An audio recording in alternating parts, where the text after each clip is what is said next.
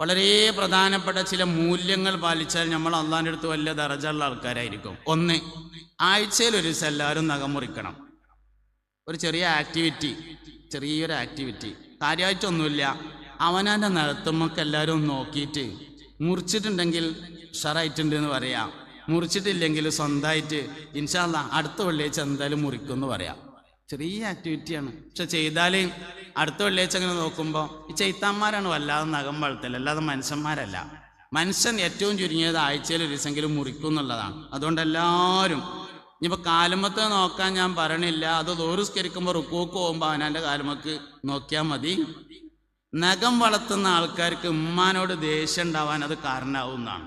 അതുകൊണ്ട് വെറുതെ നമ്മൾ ആവശ്യമില്ലാത്തതിന് നിൽക്കണ്ടല്ലോ.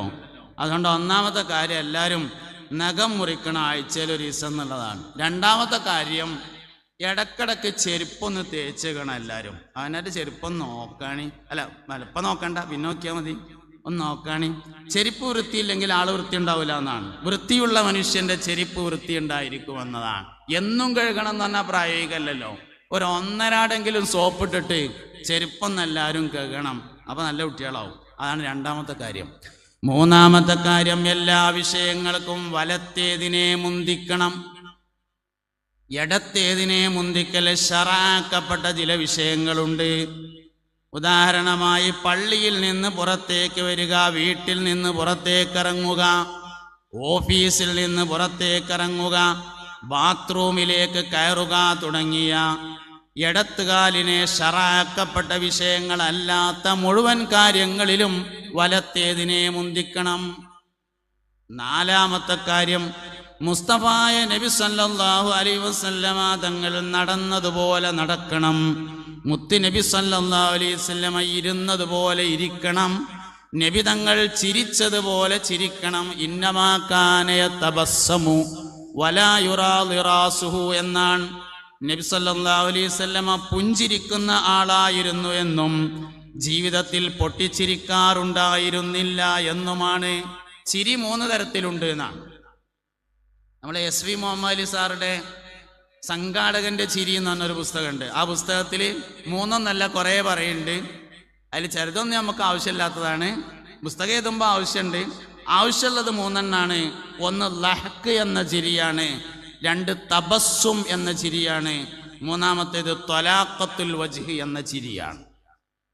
ത്വലാഖത്തുൽ വജ്ഹ് എന്ന് പറഞ്ഞാൽ മലയാളത്തിൽ പ്രസന്നത എന്ന് പരിഭാഷപ്പെടുത്താം. തബസ്സും എന്നതിന് മലയാളത്തിൽ പുഞ്ചിരി എന്ന് പരിഭാഷപ്പെടുത്താം. ലഹക്ക് എന്നതിന് മലയാളത്തിൽ ചിരി എന്നും പരിഭാഷപ്പെടുത്താം. SV മുഹമ്മദ് അലി സാറ് വേറെയും ചിരി പറയുന്നുണ്ട്. സൈക്കിൾ വന്ന് വീണ ചിരി, മാങ്ങാച്ചിരി, പുളിങ്ങാച്ചിരി, സംഘാടകന്റെ ചിരി എന്നൊക്കെ പറഞ്ഞിട്ട്. സംഘാടകന്റെ ചിരി പറഞ്ഞാൽ ഒരു പരിപാടി കഴിഞ്ഞു സൂപ്പറായാൽ, ഇപ്പം ഈ പരിപാടി കഴിഞ്ഞാൽ ഓപ്പിക്കൊക്കെ ഉണ്ടാവും ഒരു ചിരി, അതാണ് സംഘാടകന്റെ ചിരി. സംഗതി ഭക്ഷണം തികയോ എന്നുള്ളൊരു വേജാറുണ്ടെങ്കിലും ചിരിക്കൊരു കുറവുണ്ടാവില്ല. അതാണ് സംഘാടകന്റെ ചിരി എന്നുള്ളത്. കാരണം സീറ്റ് മുഴുവൻ ഫുള്ളായിട്ടുണ്ട്, രജിസ്ട്രേഷൻ എപ്പോഴും തീർന്നിട്ടില്ല എന്ന് പറയുമ്പോൾ ചിരിക്കൂലേ ആരായാലും. അതാണ് സംഘാടകന്റെ. പരിപാടിയൊക്കെ കഴിഞ്ഞിട്ട് റാഹത്തായിട്ട് ഇങ്ങനെ ഇരിക്കുമ്പോൾ ക്ഷീണമൊക്കെ ഉണ്ട്, 2 ദിവസം ഉറങ്ങിയിട്ടില്ല വെച്ചാലും ഉള്ളിൻ്റെ ഉള്ളിൽ നിന്നൊരു ചിരി ഇങ്ങനെ വരും. അതിനാണ് സംഘാടകന്റെ ചിരി എന്ന് പറയാം. സൈക്കിൾ വന്ന് വീണ ചിരി എന്ന് പറഞ്ഞാൽ എരപ്പായിട്ട് ആരും കണ്ടില്ലെങ്കിൽ ഉള്ളിലൊരു ചിരി ഉണ്ടാവും. അതാണ് സൈക്കിൾ വന്ന് വീണ ചിരി പറഞ്ഞത്. പ്രധാന ചിരികൾ 3 ഒന്ന് ത്വലാഖത്തുൽ വജ്ഹ്. ത്വലാഖത്തുൽ വജ്ഹ് എന്ന് പറഞ്ഞാൽ ഉണ്ടാക്കി ചിരിക്കലല്ല, മുഖത്ത് എപ്പോഴും ഒരു ചിരിയുടെ ഭാവമുണ്ടാകുന്നതാണ് ത്വലാഖത്തുൽ വജ്ഹ് എന്ന് പറയുന്നത്. 2 തബസ്സുമാണ്. തബസ്സു എന്ന് പറഞ്ഞാൽ പുഞ്ചിരിക്കലാണ്. 3 ലഹക്കിന്റെ ഓപ്പോസിറ്റ് ഉള്ളതാണ് പുഞ്ചിരി.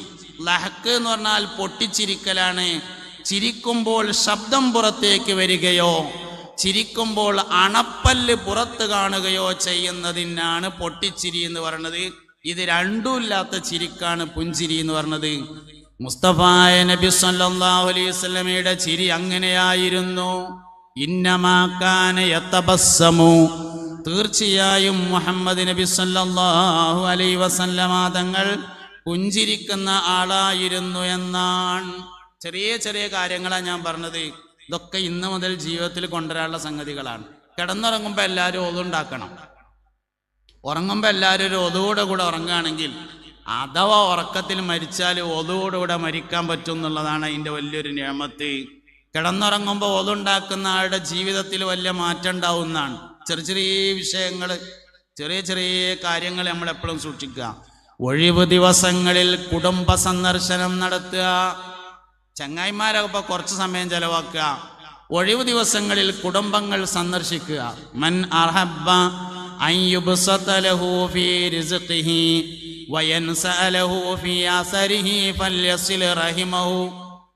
ആയുസ് ദീർഘമാവണമെന്നും ഭക്ഷണം വിശാലമാകണമെന്നും ആഗ്രഹിക്കുന്നവൻ കുടുംബബന്ധം ചേർക്കട്ടെ എന്ന് മുത്തുനബി സല്ലല്ലാഹു അലൈഹി വആലിഹി വസഹ്ബിഹി വസല്ലമ തങ്ങൾ പറഞ്ഞിരിക്കുന്നു. ഉറങ്ങുന്ന സമയത്ത് നന്നായിട്ട് മിസ്വാക്ക് ചെയ്യുക. മുസ്തഫായ നബി സല്ലല്ലാഹു അലൈഹി വസല്ലം അങ്ങനെ ചെയ്യുമായിരുന്നു എന്നാണ്. മുടി ഒന്നുകിൽ നല്ല നിലക്ക് വെട്ടി ചെറുതാക്കുക, വളർത്തുകയാണെങ്കിൽ കോലത്തിൽ വളർത്തുക. ഒന്നുകിൽ സിദ്ദീഖ് റളിയല്ലാഹു അൻഹുവൊക്കെ സ്ഥിരമായി മുടി കളയുന്ന ആളായിരുന്നു. അങ്ങനെ ചെയ്താൽ അതൊരു മോഡലായിക്കോളും. 4 ആളും ചെയ്താൽ എല്ലാവരും കളയിൽ തുടങ്ങും. ഒന്നുകിൽ അങ്ങനെ ചെയ്യാം, അല്ലെങ്കിൽ നേരങ്ങത്തിൽ വളർത്തുക. എന്താ വളർത്തുക നേരങ്ങത്തിൽ പറഞ്ഞാൽ ഇവിടെ മാത്രം കളയരുത്, അത് ക്രോപ്പാണ്, ഹറാമാണ്. ഇവിടെ മാത്രം കളയരുത്, അതും ഹറാമാണ്, ക്രോപ്പാണ്. ഇവിടെ മാത്രം കളയരുത്, അതും ഹറാമായ ക്രോപ്പാണ്. പിന്നെന്ത് വേണം?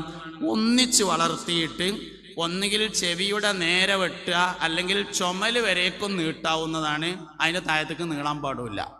വളർത്തുകയാണെങ്കിൽ നല്ല മട്ടത്തിൽ വളർത്തുക, അല്ലെങ്കിലോ മുടി മുഴുവനായിട്ടും ഒന്നുകിൽ ഒരുപോലെ വെട്ടിച്ചെറുതാക്കുക, അല്ലെങ്കിൽ ബ്ലേഡ് ഉപയോഗിച്ച് മുഴുവനായിട്ടും മുണ്ടനം ചെയ്യുക. മനുഷ്യൻ്റെ കോലം, മനുഷ്യൻ്റെ രീതി, അവൻ്റെ പെരുമാറ്റങ്ങൾ അവൻ്റെ വ്യക്തിത്വത്തെ സ്വാധീനിക്കുന്നുണ്ട്. ഇന്ന നോക്കിയാൽ അറിയാം ഞാൻ എങ്ങനെ ഇക്കാരം. നിന്റെ കോലം കണ്ടാൽ, ഓരോ മനുഷ്യന്മാരെയും കോലവും രൂപവും കണ്ടാൽ അവരെങ്ങനെ ആയിരിക്കുമെന്ന് മനസ്സിലാവും. അതുകൊണ്ട് കുറേ ആൾക്കാരിന്ന് മുടിക്ക് ബാധത്ത് ചെയ്യുന്ന ആൾക്കാരാണ്.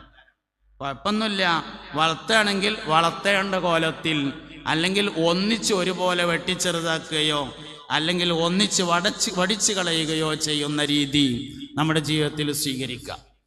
എപ്പോഴും നമ്മൾ ധരിക്കുന്ന വസ്ത്രം നെരിയാണിക്ക് മുകളിലാണെന്ന് ഉറപ്പുവരുത്തുക.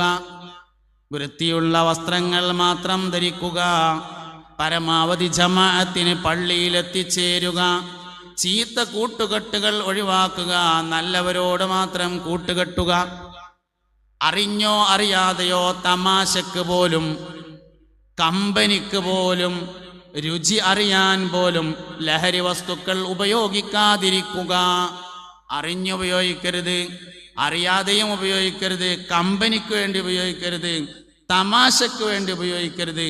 പഴയ ലഹരി പദാർത്ഥങ്ങളും പുതിയ ലഹരി പദാർത്ഥങ്ങളും തമ്മിലുള്ള വലിയൊരു വ്യത്യാസം, പണ്ടൊക്കെ ഒരാൾ കള്ളുടിയനാവണമെങ്കിൽ കുറേ കുടിച്ചിട്ട് റോട്ടുമ്മക്കൂടി അങ്ങനെ WW എന്ന് പറഞ്ഞാലേ കള്ളുടിയനാവുള്ളൂ.